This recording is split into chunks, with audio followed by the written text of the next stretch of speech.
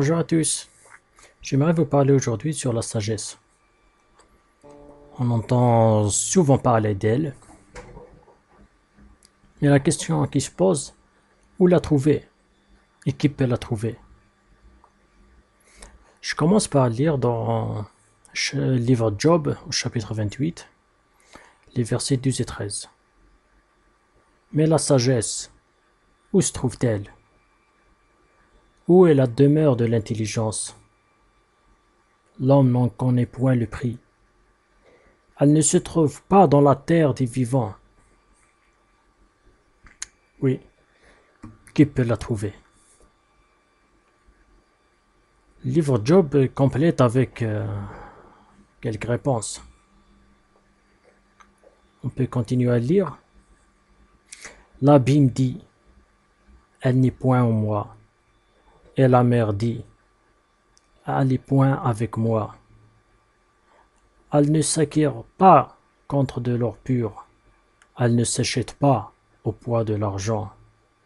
Elle ne se pèse pas contre le précieux onyx, ni contre le saphir. Elle ne peut être échangée contre les bijoux, ni même du corail ou des perles, car la valeur de la sagesse est plus élevée que celle des rubis. D'où vient donc la sagesse? Où est la demeure de l'intelligence? Comment la trouver? Dieu sait toutes choses. Et c'est Dieu qui en sait le chemin. Celui qui voit tout sous le ciel, qui mesure la force du vent. Il dit à l'homme, voici, la crainte du Seigneur, c'est la sagesse. S'éloigner du mal, c'est l'intelligence. La crainte du Seigneur est le commencement de toute sagesse. Celui qui veut acquérir la sagesse, que dans l'amour, il craint Dieu et abandonne ses péchés.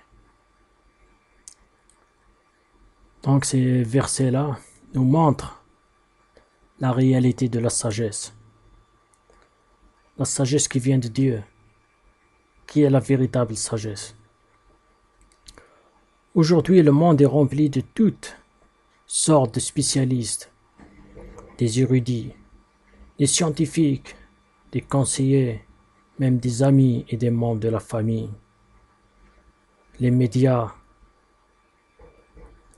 ont un mot, personnes qui sont peut-être brillants et possédant un savoir étendu et de grandes connaissances, mais c'est différent de la véritable sagesse.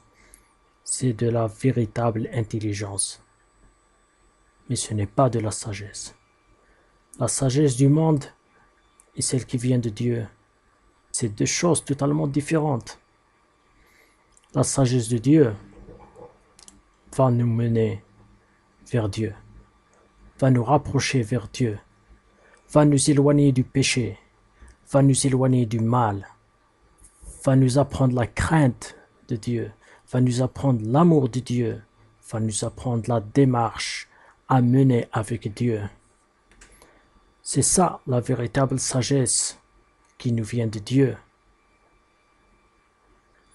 J'aimerais vous lire un autre verset qui est dans 2 Timothée au chapitre 1 verset 7. Car ce n'est pas un esprit de timidité que Dieu nous a donné, mais un esprit de force, d'amour et de sagesse. Oui, c'est ça que Dieu veut pour nous, la sagesse. Cette sagesse-là qui vient du ciel, la sagesse qui vient de Dieu, pas celle qui vient des hommes, pas celle qui vient de ce monde-là, car elles sont totalement différentes. Une qui va nous mener vers le ciel, une autre qui peut nous mener vers la perdition. J'aimerais terminer par une prière qu'on peut citer chaque jour quand on veut prier seul. À la fin de cette méditation, on peut prier le Père pour nous donner la sagesse, la lui demander, car elle vient de lui. Père, je te cherche toi et toi seul. J'ai besoin de sagesse et d'intelligence. Faire la différence entre la sagesse qui vient de toi et celle qui vient du monde. C'est la tienne, Seigneur, que je cherche. C'est à toi que je regarde.